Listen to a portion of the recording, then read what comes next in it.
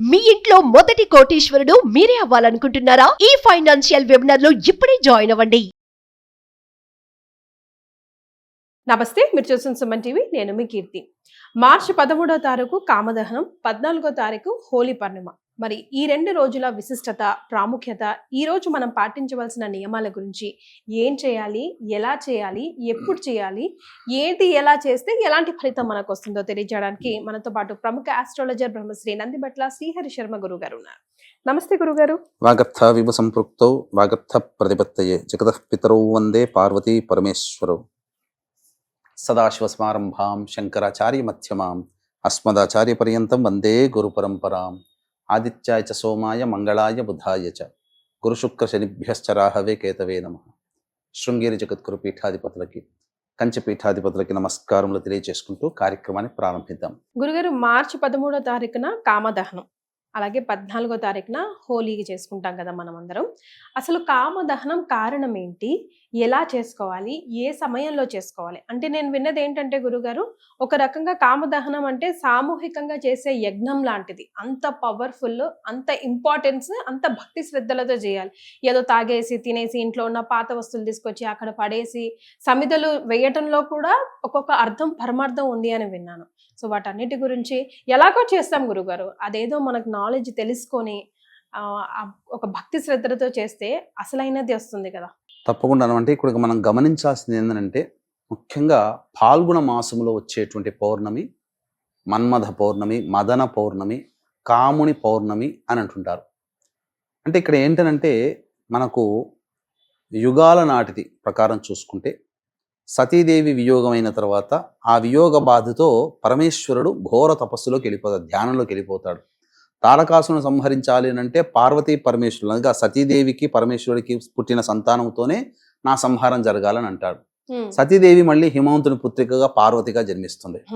ఆ పార్వతినే ఈ యొక్క ఈశ్వరుణ్ణి భర్తగా ప్రేరణ చేసుకొని, తదనంతరం ఆ పార్వతి గత జన్మ వృత్తాంతాన్ని తెలుసుకొని నా భర్త పరమేశ్వరుడు అని చెప్పి పరమేశ్వరుని వెతుక్కుంటూ వెళుతుంది. పరమేశ్వరుడు ఎప్పుడు నన్ను చూస్తాడా, ఎప్పుడు నన్ను స్వీకరిస్తాడా అని ఎదురు చూస్తుంది. దేవతలందరూ కూడా ఎదురు చూస్తారు, ఎందుకంటే వాళ్ళకు పుట్టే సంతానంతోనే వియోగం, ఈ యొక్క తారకాసుని యొక్క సంహారం జరగాలి కాబట్టి. అయితే ఇది ఒక పట్టాన కొన్ని వేల ఏళ్ళు ఎదురు చూసినా పరమేశ్వరుడు కరుణించలేదు, అంటే ధ్యానం నుంచి బయటికి రాలేదు. అంటే ఈ కాముడు అనగా మన్మథుడు నేను ప్రేరేపిస్తానని చెప్పడం, ఆ విధంగా ఆ ప్రేరణ చేత పరమేశ్వరుడు ఈ ధ్యానభంగం అవ్వడం, ఎదురుగా కనిపించేసేసరికి పార్వతి కనిపించేసరికి ఆ సుందర రూపాన్ని చూసి తనకి గుర్తుకు వచ్చి తన భార్యగా స్వీకరించడం, తర్వాత నా యొక్క ధ్యానానికి భంగపరిచిన వాడు ఎవడు అని చెప్పేసి ఆగ్రహంతో తెలుసుకొని మన్మధుడి వైపు తీక్ష్ణమైన దృష్టితో చూడడం, 3వ కన్ను తెరవడం, తద్వారా దహనమైపోవడం.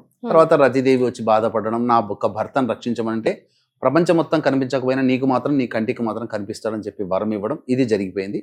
ఈ మన్మధుడు మరణించినటువంటి రోజే ఈ యొక్క పౌర్ణమి రోజు అని అంటారు. అంతేకాకుండా మనకు ఈ యొక్క కాముని పౌర్ణమి అనేటువంటిది 2 సందర్భాల్లో ఇంకా మనకు బాగా ప్రహ్లాదుని స్టోరీ ఒకటి, ముఖ్యంగా రాధాకృష్ణుల యొక్క ప్రేమ తత్వాన్ని సూచించేటువంటిది.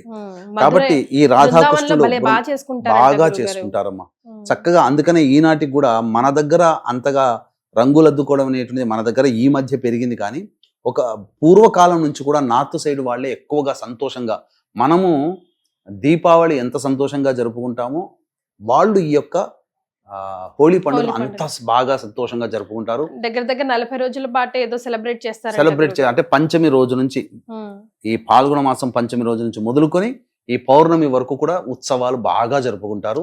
అందరూ రంగులు పూసుకుంటారు. ఇంకా చెప్పాలి అంటే తమ ఇష్టమైన వ్యక్తుల మీద ప్రేమను చాటేటువంటి ఉద్దేశంలో భాగంగా ఈ రంగును చల్లుకోవడం. ఈ జల్లిన తర్వాత ఆ యొక్క అమ్మాయి కూడా తను ఇష్టమైతే తను కూడా జల్లుతుంది. ఈ ఇద్దరిగా అంటే రాధాకృష్ణులు ఒకరికొకరు చల్లుకున్నారు కాబట్టి ఆ విధంగా ప్రేమను అంగీకరించే శుభదినంగా కూడా ప్రేమికులు అనుకున్న వాళ్ళు ప్రేమని వ్యక్తపరచడం కోసం రంగుని చల్లుకుంటారు. అయితే ఒక్కరు చేస్తే కాదు, అటువైపు ఇంకొక వ్యక్తి కూడాను తన ఇష్టాన్ని చూపితే అప్పుడు ఆ విధంగా జరుగుతుంది. ఇది జరిగేటువంటిది. ఇంకొక రెండవదైనటువంటిది ఏంటంటే ప్రహ్లాదుడికి సంబంధించినటువంటిది. హిరణ్యకశిపుడికి సోదరి హోళిక, ఆమెకు ఒక గొప్ప వరం ఉంది. అగ్నిలో కూడా దగ్ధమైపోయినటువంటి వరం ఆమె సంపాదించుకుంది. కాబట్టి ఎన్నో విధాలుగా ఆ ప్రహ్లాదుడు, ఎందుకంటే విష్ణు భక్తుడు, ఆయనేమో విష్ణు ద్వేషి తండ్రి కాబట్టి ఇక్కడ తన ప్రహ్లాదుడిని అంతమొందించాలనే ఉద్దేశంతో బాధలు పెట్టైనా నయాన భయాన చెబితే వినలేదు.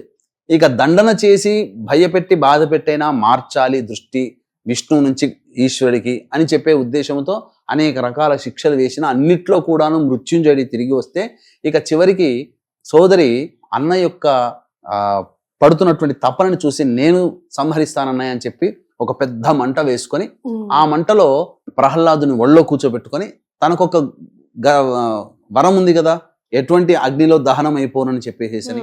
కానీ ఇక్కడ దేవత యొక్క శక్తి ముందర ఆమె వరం ఏమీ పనిచేయలేదు. ప్రహ్లాదుడి యొక్క నిరంతర భక్తి తత్పరంతో ఆ హోళికే దహనం అయిపోయినటువంటిది. హోళిక అనే రాక్షసి దహనం అయినటువంటి సందర్భంగా మళ్ళీ దహనం అయిపోయి మృత్యుంజయుడై తిరిగి వచ్చినటువంటి సందర్భంగా ఆ రోజు పౌర్ణమి, ఈ హోళికా పౌర్ణమి. ఆ రోజున నుంచి పురస్కరించుకొని ప్రతి ఇంటా కూడా ఈ యొక్క హోళీ పండుగ సందర్భంగా హోళీ దహనం లేదా కామదహనం ఊరి చివర్లలో, ఇప్పుడు భోగి మంటలు అయితే ఏ విధంగానైతే మనం వేసుకుంటామో భోగి మంటల్లో చేసే ఆచారంలో ఏంటంటే పాత వస్తువులన్నీ తీసుకొచ్చి వేయడం లాంటిది. కానీ ఈ హోళికా పౌర్ణమి సందర్భంగా వాడబడేటువంటి వస్తువుల్లో పాత వస్తువులు కాదు, కొత్త వస్తువులే మనం తెచ్చుకోవాలి. పాత వస్తువులు వేయడానికి లేదు. ఆవు పిడకలు వస్తువులు. ముఖ్యంగా ఈ దహనం అనేటువంటిది జరపడానికి ఈ 13వ తారీఖు రోజున రాత్రిపూట కదా జరిపేటువంటిది. దహనం అనేది ఎప్పుడు కూడా రాత్రిపూట. ఏ సమయంలో? 13వ తారీఖు రోజున మనకు ఉదయం 10:36 నుంచి ప్రారంభమైనటువంటి పౌర్ణమి 14వ తారీఖు రోజున 12:27 వరకు ఉంది కాబట్టి రాత్రిపూట మాత్రమే ఇది జరుపుకోవాలి. ఏ సమయంలో సాధారణంగానైతే అన్ని ప్రాంతాలలో సూర్యాస్తమయం అయిన తర్వాత సాయంత్రం అనగా ఈ ప్రదోష కాలం దాటిన తర్వాత అంటే సాయంత్రం 7:30 తర్వాత చేస్తారు. కానీ ఈసారి భద్రాకరణం అనేటువంటిది ఉన్నది. రాత్రి 11:36 వరకు భద్రాకరణం ఉంది కాబట్టి ఈ యొక్క భద్రాకరణం ఉన్నంత వరకు సమయాన్ని విడిచిపెట్టి హోళికా పౌర్ణమి అనేటువంటిది భవిష్యత్తులో మంచి జరగడానికి ఉద్దేశించి చేసేటువంటి పండుగ. ఎందుకనంటే ఈ యొక్క హోళికా పండుగ అనేటువంటిది జరిపిన తర్వాత ఆ విభూతిని తీసుకుని వచ్చి తెల్లవారి అనగా మరుసటి రోజున నీటిలో కలుపుకొని స్నానం చేస్తే సమస్తమైనటువంటి రోగ దోషాలన్నీ కూడా తొలగిపోతాయని శాస్త్రవచనం. అంతేకాకుండా ఇంటికి తీసుకొచ్చి ఇంటి చుట్టుపక్కల ఉన్నటువంటి ప్రదేశాల్లో జల్లినట్లయితే ఆ ఇంట్లో ఎటువంటి అపమృత్యు భయ దోషాలు ఉండవు. అంతేకాకుండా ఆ ఇంట్లో నరదృష్టి నరఘోష నుంచి బయటపడుతుందని చెప్పి శాస్త్రవచనం. కాబట్టి ఇంతటి మహత్యాన్ని ఇంతటి గొప్పతనాన్ని చాటి చెప్పేటువంటి యొక్క హోళికా దహనం ఏదైతే సంబంధించినటువంటి ఉందో ఈ భద్రాకరణం ఉన్నటువంటి సమయాన్ని విడిచిపెట్టి చేసుకోవాలి. దీనికి ఉన్నటువంటి ఈ భద్రాకరణం ఉన్నటువంటి సమయం 11:36 వరకు ఉంది కాబట్టి 13వ తారీఖు రోజున 11:36 నుంచి 12:26 మధ్య కాలంలో అనగా సుమారు 1 గంట కాలం మధ్య కాలంలో ఈ యొక్క హోళికా దహనాన్ని ఏర్పాటు చేసుకుని నిశీ సమయంలో ముఖ్యంగా చేయాలి. కాబట్టి ఈ సమయంలో చేసుకున్నటువంటి విధంగా ఆచరించుకొని మరుసటి రోజున పౌర్ణమి యథావిధిగా పండుగ చేసుకోవాలి. గురుగారు, సమిధల్లో ముఖ్యంగా ఇవి ఉంటే బాగుంటుంది. ఎందుకంటే నెక్స్ట్ డే మనం నీళ్ళల్లో వేసుకొని స్నానం ఆచరిస్తాం కాబట్టి ఔషధి గుణాలు ఉన్నవే మనం యూజ్ చేస్తూ ఉండాలి. కాబట్టి ముఖ్యంగా ఏవి వేసుకున్నా వేసుకోకపోయినా ఇవి వేసుకోవాలి, ఇవి వేసుకోకూడదు ఏమైనా ఉన్నాయా? అంటే మర్రి చెట్టువి యూజ్ చేయకూడదు నేను సమిధలను విన్నాను గురుగారు. పంచపల్లవాలలో 5 రకాలను అంటే ఈ పంచపల్లవాలే ముఖ్యంగా సంబంధించినటువంటి దేవతా పూజల్లో మనం వాడతాం. అంటే మర్రి, మేడి, జువ్వి, మోదుగా, రావి. కాబట్టి ఈ 5 వృక్షాలు కూడా దేవతా వృక్షములే, అందులో సందేహము లేదు. యూజ్ చేయవచ్చు, తప్పేమీ లేదు. ఈ 5 వృక్షాలకు సంబంధించినటువంటి కట్టెలను తీసుకుని వచ్చి ఆవు పిడకలను కూడా పెట్టి ముఖ్యంగా అందులో మనకు హోళిక అంటే మనకు చిత్రపటం కనుక దొరికితే ఆ హోళిక అనగా ప్రహ్లాదుని పట్టుకున్నటువంటి హోళిక అనే రాక్షసి గనక చిత్రపటం గనక దొరికే సందర్భం ఉంటే జిరాక్స్ తీసుకోవచ్చు. తీసుకొని ఆ మంటల్లో పెట్టేసేసి హోళికా దహనం లాగా జరుపుకొని ఆ వచ్చినటువంటి బూడిదని తర్వాత స్నానం చేసేటువంటి విధానంగానో ఇంట్లో గానీ వాడుకోవచ్చు. సో ఇక నెక్స్ట్ డే మార్చి 14వ తారీఖు ఎలాగో పౌర్ణమి హోళీ పండుగ చాలా మంది చేసుకునేది ఏంటంటేనమ్మా, ఇక్కడ ఒక విషయం మాత్రం ప్రజలకి తెలియజేయాలి. శాస్త్రం ప్రకారం అహోరాత్రములు 4 అంటే రాత్రిపూట జరుపుకునేటువంటి పండుగలు మాత్రం 4 మాత్రమే ఈ సృష్టిలో. ఒకటి శివరాత్రి, ఈ కాముని పౌర్ణమి, హోళికా దహనం, మదన పౌర్ణమి.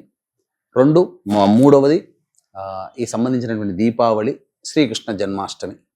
ఇవి 4 మాత్రమే రాత్రిపూట మాత్రమే జరుపుకునేటువంటిది. అయితే శాస్త్ర ప్రకారం ఏం చెప్పబడి ఉందంటే 1000 సూర్యగ్రహణాలు 1000 చంద్రగ్రహణాలు కలిస్తే ఎంతటి ప్రభావవంతమైనటువంటి శక్తివంతమైనటువంటి సమయంగా మారుతుందో ఈ యొక్క రాత్రిపూట జరుపుకునేటువంటి ఈ 4 పండుగలలో అంత ప్రభావం ఉంటుంది. కాబట్టి ఇటువంటి సమయాన్ని ఏదో కేరింతలు సంతోషంగా గడపడం తప్పులేదు, ఎస్ కానీ వీటి సంతోషాన్ని పొంది మనం అంతవరకే చేస్తున్నాం.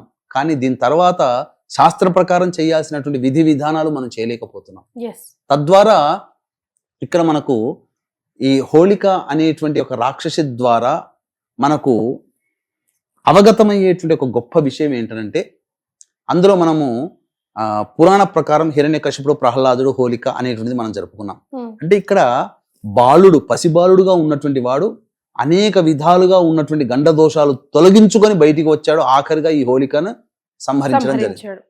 కాబట్టి మృత్యుంజయుడై తిరిగి వచ్చాడు. కాబట్టి పిల్లలున్న ప్రతి తల్లులు ఈ హోళికా పండుగ రోజున ఇటువంటిది చేసి తదనంతరం పిల్లలకి ఆయురారోగ్యాలు కలగాలంటే కొన్ని నియమాలు కూడా పాటించాలమ్మా. ఏంటా నియమాలు గురుగారు? తప్పకుండానమ్మా. ఈ చేయాల్సినటువంటిదల్లా కూడా పౌర్ణమి అంటే గుర్తుకొచ్చేది లలిత అమ్మవారు అందరికీ.